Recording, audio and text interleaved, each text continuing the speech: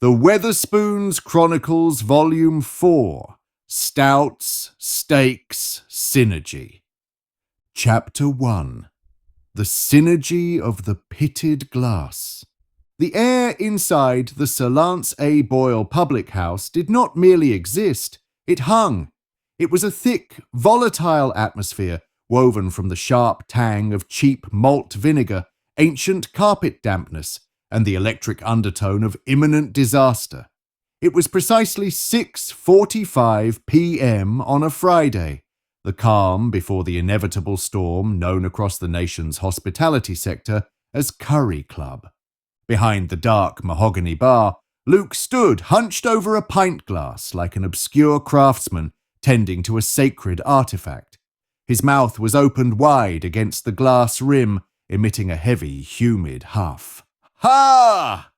He brought a grey microfiber cloth down onto the misted surface, scrubbing in aggressive, squeaking circles. Squeak, squeak! Ha! Squeak, squeak! Luke, honestly, Gemma snapped, not looking up from her relentless task of wiping down the till screen with the antibacterial wipe. You sound like a dying pug! Put the glass down before you pass out. It's craftsmanship, Gemma, Luke gasped, clutching the glass to his chest as if defending a newborn. You can't trust the glass washer machine. The glass washer lacks soul. The glass washer doesn't know what a proper head requires. Ha!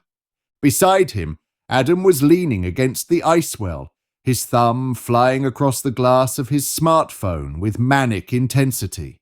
His face was illuminated by the blue glow of a buffering icon.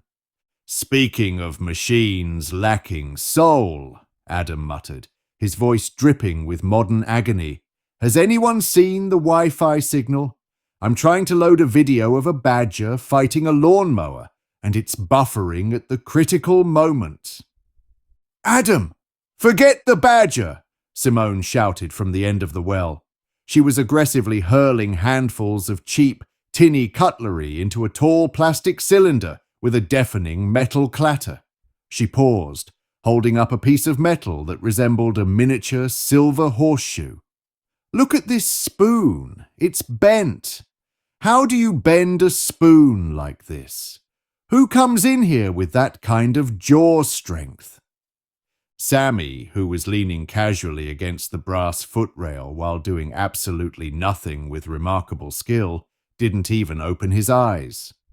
It's the Pensioners' Yoga Club, Simone, Sammy said in a dry, deadpan monotone. They get aggressive when the coffee refills are slow. Last week, Mrs. Gable snapped a butter knife in half because the decaf ran out. Before Simone could investigate the spoon further, a familiar, terrifying sound echoed from the carpeted corridor leading to the manager's office. Squeak, squeak, squeak, squeak. It was the rapid-fire approach of high-gloss, synthetic leather dress shoes. The team froze. The shoes stopped abruptly at the edge of the bar flap. Right! Team! Huddle! Shouted Bellamy, projecting his voice as if addressing an auditorium of thousands rather than 5 exhausted bar staff. Form the semicircle of success. Adam, put the badger away. Simone, put down the twisted metal. Adam pocketed his phone with a groan, and Simone dropped the bent spoon back into the tub. They shuffled into a reluctant, misshapen line. Bellamy flared his nostrils, inhaling deeply with his hands planted firmly on his hips. Smell that? He asked, a manic glint in his eye. Stale beer and despair, Adam offered immediately. No, Adam, Bellamy declared, pointing a finger directly at the waterlogged ceiling tiles. Opportunity! Tonight is Curry Club Friday, the Everest of hospitality, the K2 of Korma. We are not just serving pints tonight, we are serving memories. We're mostly serving poppadoms, Bellamy, Gemma corrected, deadpan. I have created a visual aid, Bellamy announced, ignoring her completely. With a flourish that belonged in a cheap magic show, he produced a massive sheet of laminated card from behind his back, waving it through the air with a loud, wobbly whack, whack, whack. "Feast your eyes on this," Bellamy beamed. "I had it laminated at great personal expense at the post office this morning." Luke squinted, stepping closer. "It's very shiny, boss." "Read it, Luke. Read it with your diaphragm." Luke puffed out his chest. "Synergy, driven, success." And there's a picture of, is that a cat hanging from a washing line? "It's a lion, Luke," Bellamy snapped, offended. "Clinging to the cliff face of excellence. Synergy is our watchword.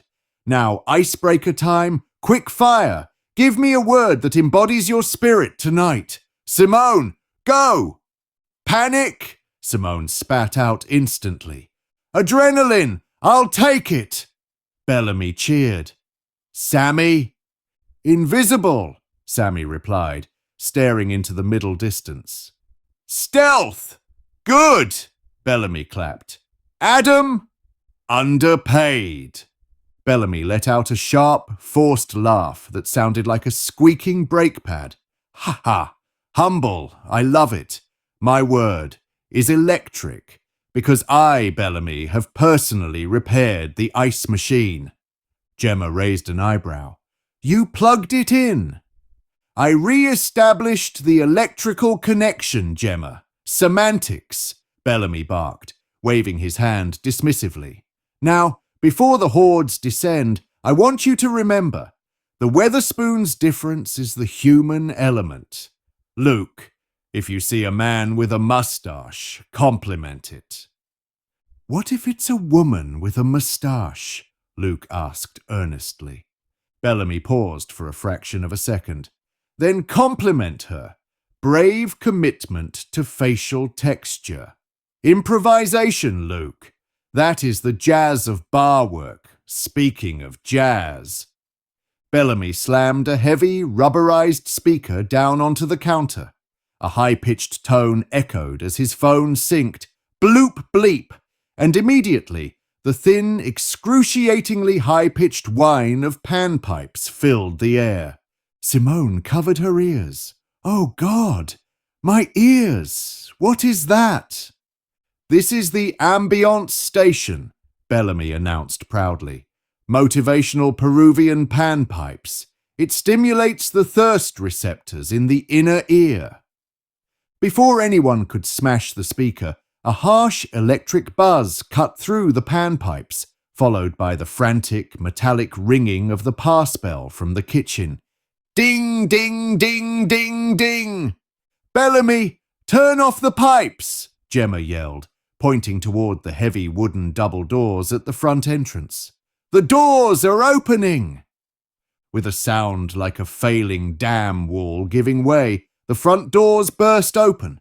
A roaring wave of noise inundated the pub, a terrifying symphony of scraping chair legs, booming laughter, shouted orders, and heavy boots on sticky carpets.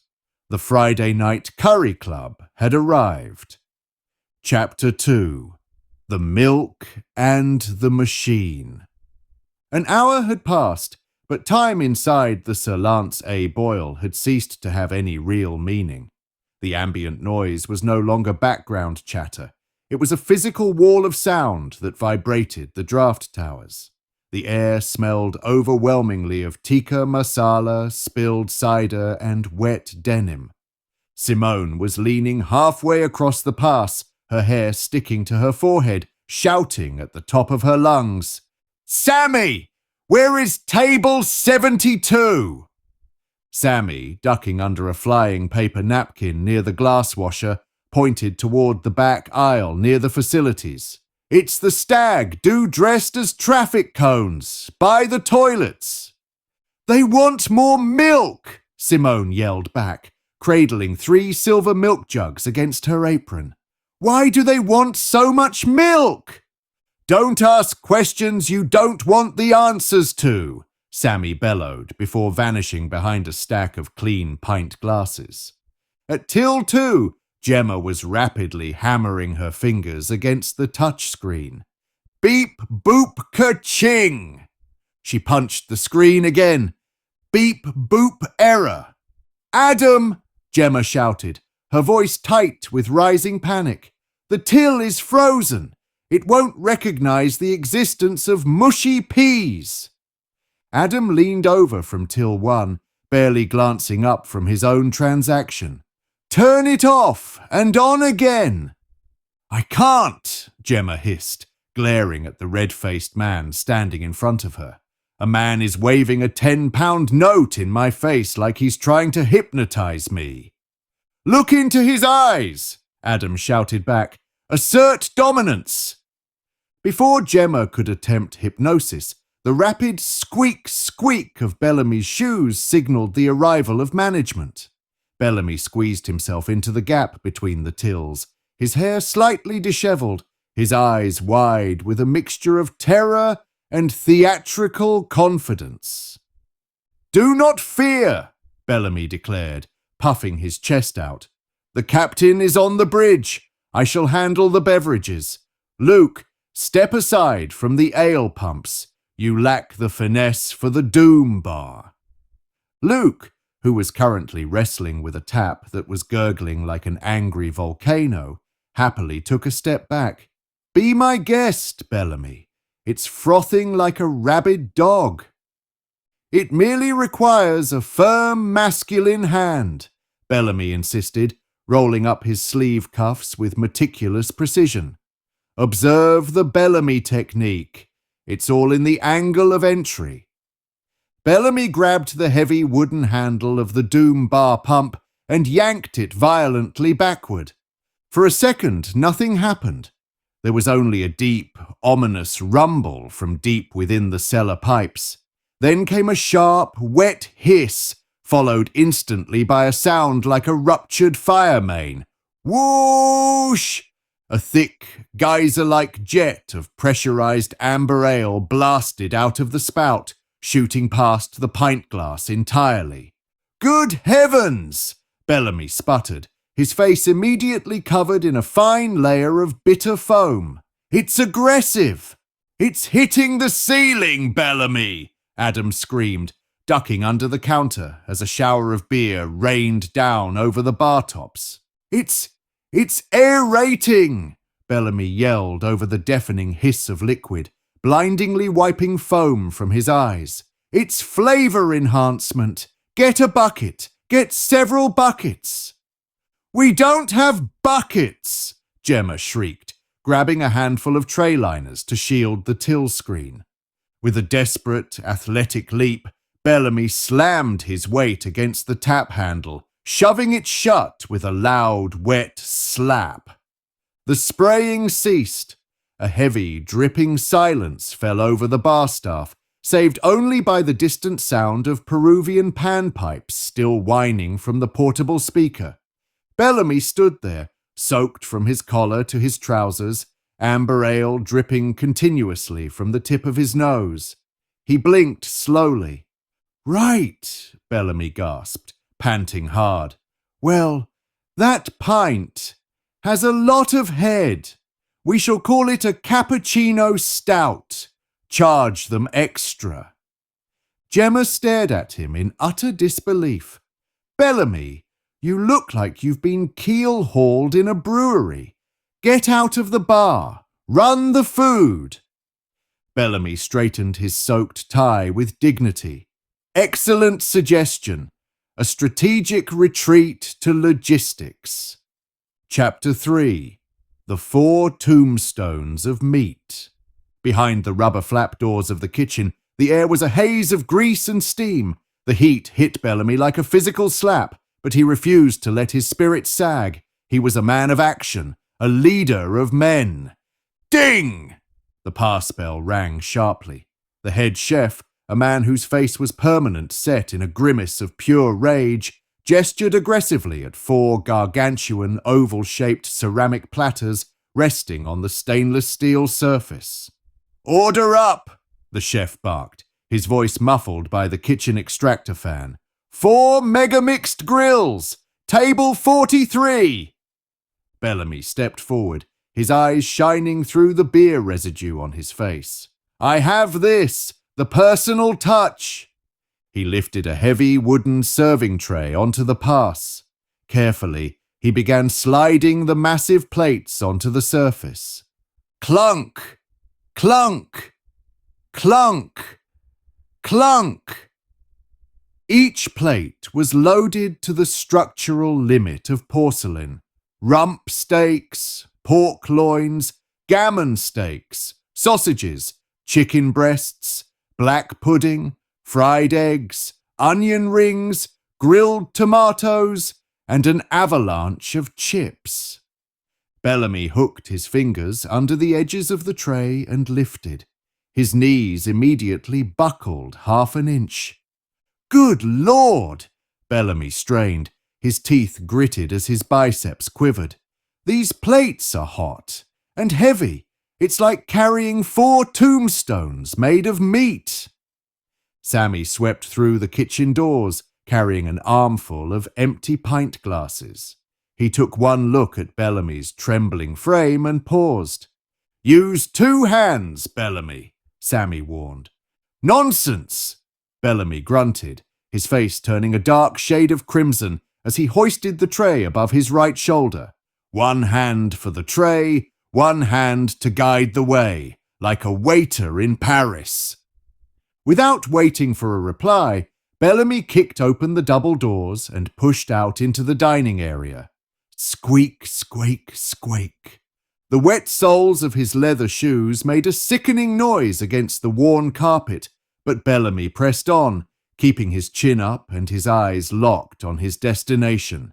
Make way! Bellamy announced cheerfully, his voice ringing out over the hum of the pub. Hot meat coming through. Excuse me, madam. Watch your elbow, sir. Synergy in motion. He navigated the tight gap between a high-top table and a fruit machine. He was a vision of momentum. He was the tip of the service spear. Ahead lay Table 43. Seated around it were 8 colossal men wearing matching custom polo shirts that read, Northampton Rugby Tour 2026. They were chanting a song about a goat, but stopped to watch the approach of their dinner. Bellamy smiled. He was 5 feet away. Success was within reach.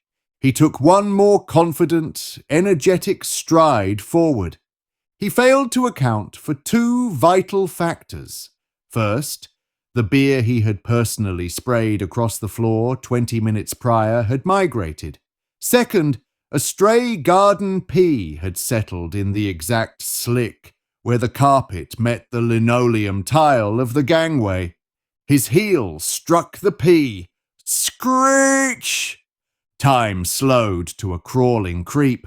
Bellamy's left foot launched forward towards the ceiling as if pulled by an invisible winch. His right leg went completely rigid. For one beautiful, tragic second, Bellamy hung horizontally in the air, parallel to the floor, still holding the tray aloft like a Renaissance painting of a fallen martyr. Then, gravity remembered its duties. Chapter 4. The Shrapnel of Success. The impact was less of a fall and more of an artillery strike. Kaboom, crash, clatter, squelch. The heavy ceramic plates shattered on contact with the floorboards, firing porcelain fragments across a 3-meter radius. 4 rump steaks hit the floor with wet, slapping thuds. A spray of black pudding crumble-dusted the shoes of nearby diners. A flood of grease, egg yolk, and brown sauce expanded instantly across the walkway. Somewhere in the back, a woman screamed, and for reasons no one would ever fully understand, a small terrier sleeping in a handbag under table 41 began to bark hysterically. The entire public house went dead silent. Then, as dictated by ancient British pub tradition, every single customer in the room united as one. "Oh!" the crowd cheered, followed immediately by a deafening standing ovation of applause and whistle-blowing. On the floor, Bellamy lay completely still amidst the meat wreckage. He stared up at the water-stained ceiling tiles, listening to the roaring applause. Slowly, heavily, he rolled onto his side. Squelch! He dragged himself to his feet, leaving a streak of grease on the floorboards, and began the long, agonizing walk of shame back to the bar. Gemma, Adam, and Luke stood behind the counter in a line, watching his wet, squelching approach. Bellamy stopped at the service hatch. His voice was barely a whisper, trembling with shock. I believe there was a structural failure in the floorboards." Gemma looked at him, her expression a mix of awe and deep pity. "Bellamy, are you wearing a fried egg as a boutonniere?" Bellamy looked down at his lapel, where a perfectly intact, sunny-side-up egg was clinging to his drenched suit jacket. He ignored it. "The chips," Bellamy breathed, his eyes wide and vacant. "They went everywhere, Gemma, like shrapnel. A man in a tracksuit is currently picking a garden pea out of his ear." Adam reached over, grabbed a printed order ticket from the counter, and squinted at it. "Bellamy, that order was for Table 43, the rugby team." Bellamy whimpered. "The rugby team!" Luke peered over the top of the beer pumps toward Table 43. "They look hungry, boss, and one of them is currently eating a napkin." Bellamy grabbed his own ears and began hyperventilating. "This is it! The synergy shredder! My leadership capital is bankrupt. I need a distraction." "Don't do it, Bellamy," Simone pleaded, stepping out from the kitchen with a broom. "I need to raise morale," Bellamy shrieked, his voice cracking wildly. "I need to mop up this disaster with the sponge of enthusiasm." He lunged for the bar counter, grabbing the Bluetooth speaker. His fingers smashed the button. Bloop bleep. Chapter 5. The Janitor of Joy. A grinding, terrible synthesizer noise erupted from the speaker. It was an atrocious, heavily distorted cover of Eye of the Tiger, played completely out of time on cheap electric keyboards. "DJ Bellamy, in the mix!" Bellamy screamed over the horrendous music, waving his arms wildly in the air. The pub customers stared in stunned silence. The rugby team paused mid-chant. "Don't worry, everyone," Bellamy yelled, leaping over the bar flap with a sudden, alarming surge of adrenaline. "The mixed grills were merely a rehearsal. The real meat is yet to come. I am grabbing a mop. I am the janitor of joy." He seized a yellow mop handle from the cleaning bucket near the cellar door and charged into the center of the floor debris. Slosh, slap! Slosh, slap! He began thrashing the mop head against the floorboards with manic energy, smearing a mixture of grey mop water, gravy, and ale in wide, sweeping arcs. "Watch me work!" Bellamy shouted, doing a strange, rhythmless shimmy as he mopped. "Left, right, swivel!" "Bellamy, stop!" Gemma yelled from behind the bar, holding her hands to her mouth. "The floor is still wet from the beer explosion." "I am frictionless," Bellamy bellowed, spinning around on one heel like a slippery ballerina. "I am—" Zap! Both of Bellamy's feet instantly left the ground simultaneously. The mop flew high into the air, spinning like a propeller, before landing with a wet splash inside a bowl of poppadoms on table 40. Bellamy hit the deck with a heavy, sickening thud. The Bluetooth speaker cut out with a screeching record scratch. A heavy silence descended once more. Bellamy lay flat on his back, staring up at the lights, his limbs splayed out like a starfish. "I am down!" Bellamy's muffled voice called out from the floorboards. Behind the bar, Sammy stepped forward, completely unfazed. He looked down at the scene, took a sip of water, and began issuing crisp, precise commands. "And he's down," Sammy said calmly. "Luke, cover the ale. Adam, refund the rugby team. Simone, peel the manager off the linoleum." From the floor, a single weak hand rose into the air. "Did I?" Bellamy croaked, his voice barely audible over the hum of the fridge units. "Did I achieve synergy?"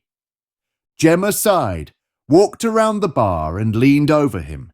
"You achieved something, Bellamy. Here, have a mushy pea." She dropped a single green pea onto his chest. Ding! The kitchen bell rang one final defiant time from behind the hatch. Chapter 6. The Aftermath of Korma. By 9 p.m., the grand chaos of the Friday night curry club had begun to settle into a dull, sticky exhaustion.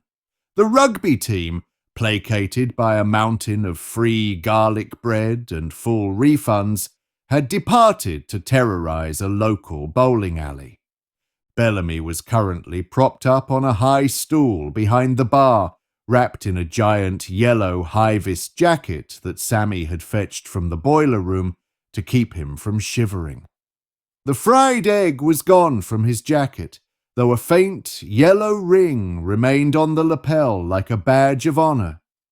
"Drink this," Gemma said, sliding a thick porcelain mug of black tea across the mahogany surface. Bellamy wrapped both hands around the mug, his eyes still slightly unfocused. Was it a complete disaster, Gemma?"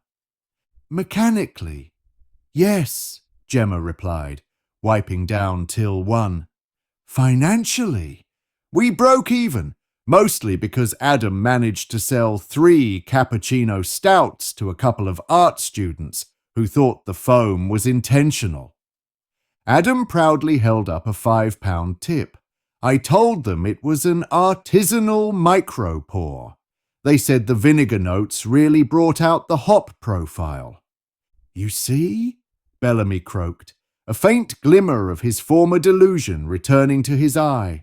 "Innovation, adaptation, that is the core of the Weatherspoons' philosophy." "No, Bellamy," Simone said, dumping an armful of freshly washed pint glasses onto the back rack. "That's just Adam lying to hipsters. You tried to mop gravy with enthusiasm and lost a battle to a garden pea." Luke walked past, holding a fresh, shining pint glass up to the light. He took a long breath. "Ha! Squeak, squeak!" "Luke!" Gemma groaned. "Not again!"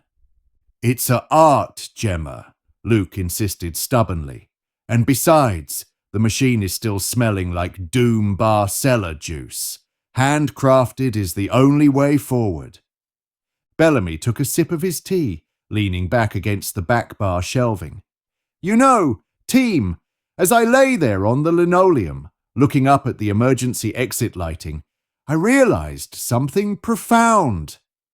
Sammy didn't look up from his phone. "Please don't." "No, listen," Bellamy insisted, turning around on his stool. "Tonight wasn't a defeat, it was a crucible. We were tested in the fires of Curry Club, and we emerged. Resilient. Look at us. The floor is dryish. The rugby team is gone. The panpipes are quiet." "That's because I threw the panpipe speaker in the glass bin," Simone said under her breath. "The point is," Bellamy continued, standing up and opening his high-vis jacket dramatically, "we are ready for anything. Next week will be our masterpiece." Gemma slowly turned around. "Next week? Bellamy, what is next week?"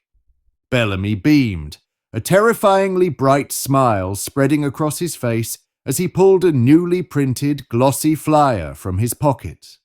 Next week, my friends, we host Tequila Slammer Poetry Night. Chapter 7, Tequila and Tomorrow. The entire bar staff froze. Adam slowly lowered his phone. Simone stopped mid-rag wipe. Luke held his breath, his mouth frozen in a permanent ha position against a glass. Tequila? Slammer? Poetry? Gemma repeated, her voice dropping to a dangerous whisper. Yes! Bellamy cheered, slapping the flyer onto the bar counter. It combines the high-margin profitability of spirit slammers with the cultural prestige of spoken word art. I've already booked a local bongo player. Sammy stared at the flyer, then slowly looked up at the ceiling, as if praying for a sudden, mercy-killing structural collapse. I'm taking next Friday off. You can't take it off, Sammy, Bellamy insisted. You're the head slammer monitor. I've bought limes, Sammy. Hundreds of limes. How many limes, Bellamy? Simone asked, her eyes narrowing. 3 crates, Bellamy said proudly. I got them from a wholesale market in the back of a van. Some of them are yellow, which I'm told means they're extra ripe. Yellow limes are lemons, Bellamy, Adam pointed out. Semantics, Bellamy barked cheerfully. Lemon, lime, poetry, tequila. It's all part of the grand tapestry of hospitality. We shall slam. We shall recite. We shall achieve ultimate synergy. Gemma looked around at her exhausted, sticky, beer-soaked team. Luke was covered in glass dust. Simone was clutching a twisted spoon like a weapon. Adam was still trying to load the Badger video. Sammy was silently writing his resignation letter in his head. And Bellamy, their heroic, hopelessly incompetent leader, stood before them in an oversized high-vis coat, brimming with unearned confidence.